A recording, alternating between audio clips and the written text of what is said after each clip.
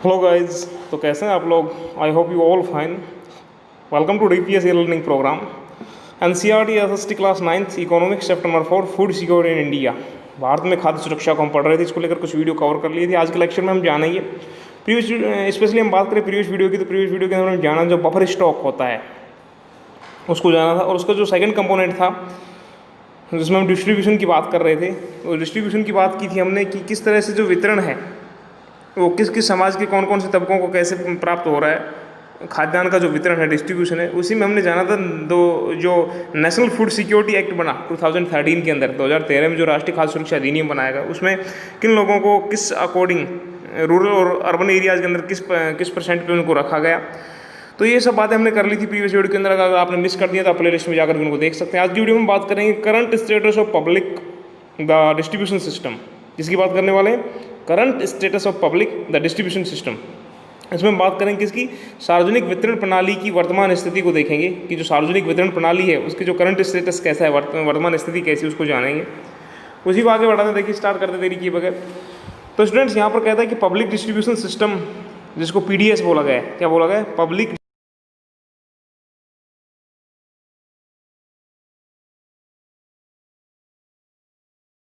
सार्वजनिक वितरण प्रणाली जो खाद्य सुरक्षा सुनिश्चित करने की दिशा में भारत सरकार का सर्वाधिक महत्वपूर्ण कदम है। एक तरह से हम बोल सकते हैं ये भारत सरकार, इंडियन गवर्नमेंट का जो बहुत ही महत्वपूर्ण कदम ये लिया गया। आगे देखो क्या कहता है, इन द बिगेनिंग, शुरुआत में क्या था, in the beginning the coverage of PDS was universal with no discrimination between the poor and the non poor. शुरुआत में क्या था, प्रारंभ में क्या था, प्रारंभ में ये प्रणाली सबके लिए थी और निर्धनों और जो गैर निर्धन थे, नॉन पुअर थे, उनके बीच कोई भेद नहीं किया जाता था। लेकिन बाद के वर्षों में क्या हुआ स्टूडेंट्स, सार्वजनिक जो वितरण प्रणाली थी उसमें क्या किया गया, over the years the policy related to PDS has been revise to make it more efficient and targeted. अब देखो बाद में क्या कहता है, बाद के वर्षों में क्या किया गया, इस प्रणाली को, ये जो सार्वजनिक वितरण प्रणाली को अधिक, एक तरह से हम बोल सकते हैं दक्ष या अधिक जो लक्षित भाई जो टारगेट रखे जाए वो उन व्यक्तियों तक पहुँचे जहाँ तक पहुँचने चाहिए। जो नीतियाँ बनती हैं सरकार से वो उन व्यक्तियों तक पहुँचनी भी जरूरी है जिनके लिए बनाई गई, बीच में एकदम ना तोड़ें। तो इसलिए क्या गया, जो दक्ष और जो लक्षित बनाने के लिए इसमें कुछ संशोधन किए गए समय समय पर। आगे क्या कहता है, आगे कहता है कि इन 1992 Revamped Public Distribution System RPDS was introduced in 1700 blocks in the country। और बात आई फिर 1992 के दशक में, तो 1992 में देश के 1700 ब्लॉकों में संशोधित सार्वजनिक वितरण प्रणाली, कौन सी, संशोधित सार्वजनिक वितरण प्रणाली जिसको RPDS बोला गया, वो शुरू की गई ताकि जो लक्ष्य रखे गए पॉलिसी को बनाने की वो उन व्यक्तियों तक पहुँचे जो वास्तव में हकदार हैं उस पॉलिसी को लेने के लिए। अब देखा आगे क्या कहता है, The target was to provide the benefits of PDS to remote and backward areas। अब ये लक्ष्य भी क्या रखा गया कि भाई इसका लक्ष्य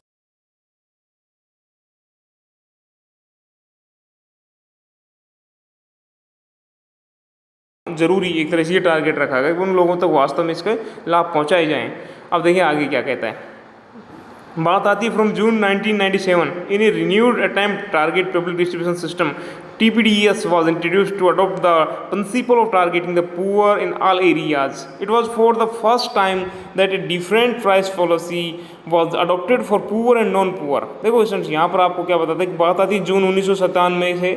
जून 1997 से क्या किया, जो सभी क्षेत्रों में गरीबों, सभी क्षेत्रों के अंदर गरीबों को लक्षित करने के सिद्धांत को अपनाने के लिए क्या किया गया, जो लक्षित सार्वजनिक प्रणाली जिसको TPDS बोला गया है उसकी वो प्रारंभ की गई। और ये पहला मौका था जब जो पुअर या जो नॉन पुअर या बोले जो गरीब और जो गैर निर्धन जो लोग थे उनके लिए विभेदक कीमत नीति अपनाई गई। इसके अलावा ये बात करते हैं further in 2002 special schemes were launched, जिसमें एक तो आपको क्या बता, इसके अलावा जो 2000 में, सन 2000 में तो विशेष जो योजनाएं चलाई गई गरीबों के लिए अनाज पहुंचाने के लिए, उनमें से एक तो अंत्योदय अन्न योजना थी और दूसरी कौन सी बताई जा रही है, वो बताई जाती है अन्नपूर्णा योजना। ये प्रारंभ की गई 2000 के अंदर, अंत्योदय स्कीम और एक जो अन्नपूर्णा योजना विद स्पेशल टारगेट्स ग्रुप्स, जो विशेष जो लक्षित समूह थे उन तक पहुँचाने के लिए इसकी शुरुआत की गई। ओके स्टूडेंट्स, अब आगे इसी तरह से ये कुछ योजनाएं चलाई गई समय समय पर अलग अलग। आप देखें जो नीचे टेबल 4.3 है उसके अंदर भी दिखाया गया some important features of PDS, सार्वजनिक वितरण प्रणाली कुछ महत्वपूर्ण विशेषताएं भी इसमें दिखाई गई हैं कि किस तरीके से जो PDS है जो सार्वजनिक वितरण प्रणाली है, पब्लिक डिस्ट्रीब्यूशन सिस्टम है, उसके जो ईयर ऑफ इंट्रोडक्शन है वो कौन से वर्ष में आरंभ हुई, और उसका जो कवरेज टारगेट ग्रुप क्या रखा गया, लक्षित समूह क्या रखा गया, लेटेस्ट वॉल्यूम क्या थी, इशू प्राइस क्या था, ये सारी चीज़ें 1992 में, फिर 1992 के बाद में 97, 2002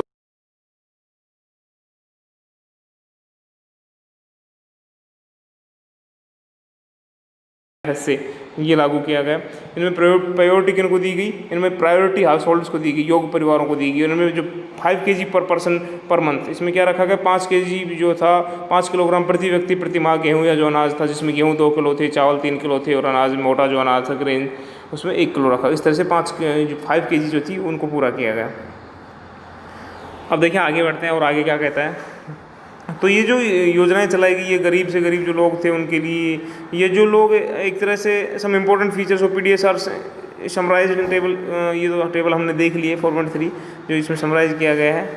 तो ये जो गरीब से गरीब जो लोग थे उनके लिए एक तरह से अब अंत्योदय अन्न योजना के अंदर शामिल क्या था, जो AAY जो योजना थी, अंत्योदय अन्न योजना थी, उसमें शामिल किया गया। पहले इसको देखें बॉक्स के थ्रू।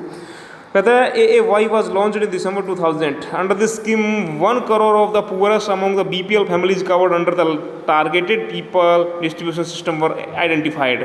अंत्योदय अन्न योजना में क्या कि ये जो योजनाएं थी सरकार के द्वारा इसलिए बनाई गई, जो गरीब लोग थे, पुअर जो फैमिलीज थे, जो बिलोंग करते थे रूरल एरिया से चाहे वो अर्बन एरिया से, उनको अनाज, उनके लिए सिक्योरिटी करनी थी, किसके लिए, फूड की। तो उसी तरह ये योजना बनाई गई। तो अंत्योदय जो अन्न योजना थी AAY जो शॉर्ट फॉर्म है इसकी शुरुआत की गई दिसंबर 2000 में शुरू किया गया। और इस योजना के अंतर्गत जो टारगेट रखा गया, लक्षित जो सार्वजनिक वितरण प्रणाली में आने वाले जो निर्धनता रेखा से नीचे के जो फैमिलीज थे वो लगभग 1 करोड़ लोगों की पहचान की गई। ओके, आइडेंटिफाई किया गया।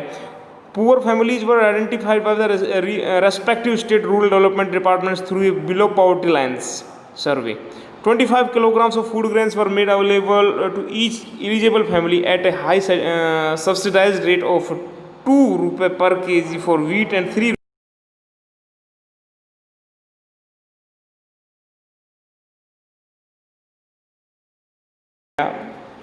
जो भी राज्य होते थे, संबंधित राज्य जैसे मान लो राजस्थान, हरियाणा, उड़ीसा जो भी थे, उन संबंधित राज्य की ग्रामीण विकास विभागों ने गरीबी रेखा से नीचे के गरीब परिवारों को सर्वेक्षण के द्वारा चुना। और उसमें क्या रखा गया कि 2 रुपये प्रति किलोग्राम तो गेहूँ और 3 रुपये प्रति किलोग्राम उसमें अत्यधिक आर्थिक सहायता की दर से किया गया। प्रत्येक जो पात्र परिवार था उसको इस तरह से 2 रुपये 3 रुपये किलो ऐसे करके 25 जो किलोग्राम अनाज था वो उपलब्ध कराया गया जैसे भी। और आगे कहता है this quantity has been enhanced from 25 to 35 kg with effect from April 2002. The scheme has been further expanded twice by additional 50 lakh people families in June 2003 and in August 2004. With this increase 2 crore families have been covered under the AAY. और इसमें क्या किया गया, अब अनाज की यह मात्रा जो थी ना जो अप्रैल 2002 में 25 किलोग्राम से बढ़ाकर 35 किलोग्राम कर दी गई, और जून 2003 और अगस्त 2004 में इसमें 50-50 लाख के अतिरिक्त BPL जो परिवार थे उनको 2 बार जोड़े गए। और इससे यह योजना में आने वाले परिवारों की संख्या कितनी होगी, 1 करोड़ से 2 करोड़ होगी, क्योंकि 50-50 लाख जो फैमिली थी उनको 2 बार जोड़ा गया। इस तरीके से अंत्योदय योजना में इन परिवारों को क्या की जा रही है, अनाज को लेकर के उनको सिक्योर किया जा रहा है। ओके स्टूडेंट्स, यहाँ देखिए आप टेबल बनाया, ग्राफ बनाया 4.2, इसमें देखिए सेंट्रल फूड ग्रेन्स, इसमें आपको न्यूनतम बफर स्टॉक का स्तर दिखाया गया है करोड़ों टनों के अंदर। आप किस तरह से उसको देख पा रहे हैं यहाँ पर देख सकते हैं।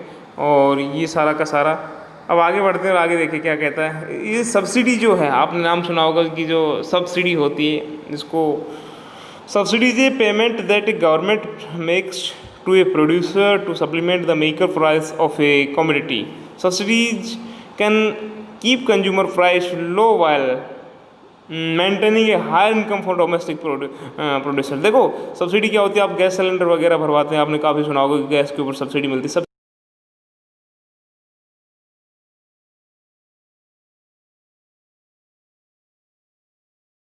बाजार कीमत की अनुपूर्ति के लिए किया जाता है। मान लीजिए जो सरकार है वो जो बाजार कीमत की अनुपूर्ति के लिए उसको तो भिजवा, लेकिन आपके अकाउंट में, आपके खाते में उसके कुछ रुपए वापस रिटर्न आ जाते हैं, तो उन रुपयों को कौन वहन करती है, गवर्नमेंट वहन करती है। तो सब्सिडी से घरेलू उत्पादकों के लिए ऊंची आय कायम रखते हुए उपभोक्ता कीमतों को कम किया जा सकता है, एक तरीके से आप ये समझ सकते हैं।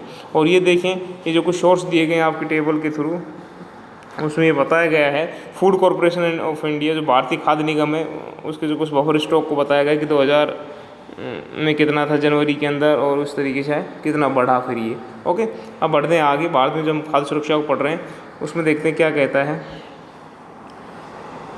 सब्सिडी, जब सब्सिडी क्लियर होगा उसके बाद में देखो ये लेट्स डिस्कस दिए गए हैं कि आप इन पर विचार करिए। अगर आप कोई क्वेश्चन विचार योग्य लगते हैं तो आप डिस्कस कर सकते हैं इनके ऊपर। बात करते हैं ये पिक्चर फॉर्मेट 5, इसमें देखिए farmers carrying bags of grains to the granaries, भंडारों में जो खाद्यान्न ले जाते हैं जो किसान हैं वो किस तरह ले जा रहे हैं। अब बात आती है वर्ष 2014 की, ईयर 2014 की बात करें तो stock of wheat and rice with FCI Food Corporation of India was 65.3 million tons which was much more than the minimum buffer norms। देखो वर्ष 2014 में क्या था, वर्ष 2014 में जो FCI है फूड कॉरपोरेशन ऑफ इंडिया है, उसके पास गेहूँ और चावल का भंडार जो हम बात करें 65.2 जो करोड़ टन था, जो न्यूनतम बफर प्रतिमान से बहुत अधिक था एक तरह से। और आगे कहता है however these remained buffer norms however these remained consistently higher than the buffer norms. The situation improved with the distribution of food grains and the different schemes launched by the government. There is a general consensus that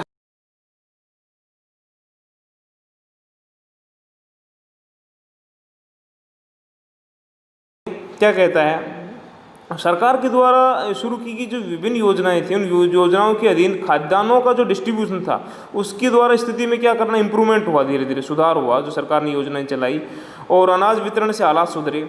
इस बात पर आम सहमति है कि जो buffer stock का जो उच्च स्तर था वो बेहद अनडिजायरेबल था, अवांछनीय था, अनचाहा था और ये बर्बादी भी है।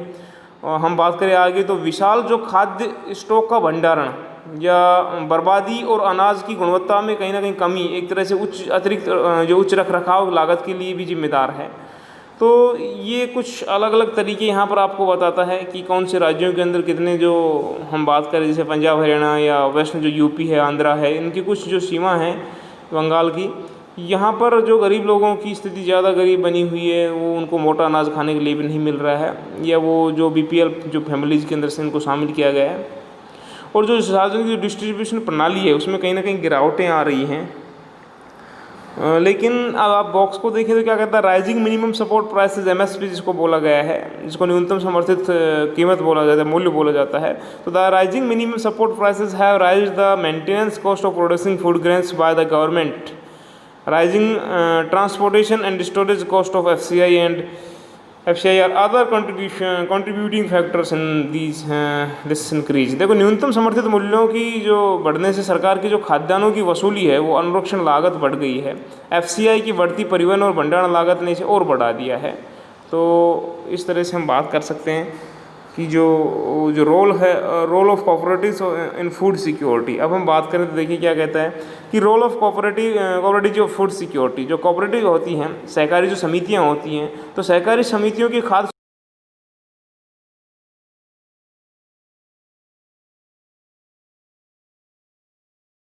रोल है, तो इसको लेकर के हम जो बातें हैं वो नेक्स्ट वीडियो में कवर करेंगे। आज के लिए इतना ही। I hope you understand clearly. फिर भी कोई क्यूरीज हो, डाउट हो तो पूछिएगा ज़रूर। Keep learning, stay connected. मिलते हैं कल एक नए टॉपिक में, नई वीडियो के साथ। तब तक के लिए गुड बाय।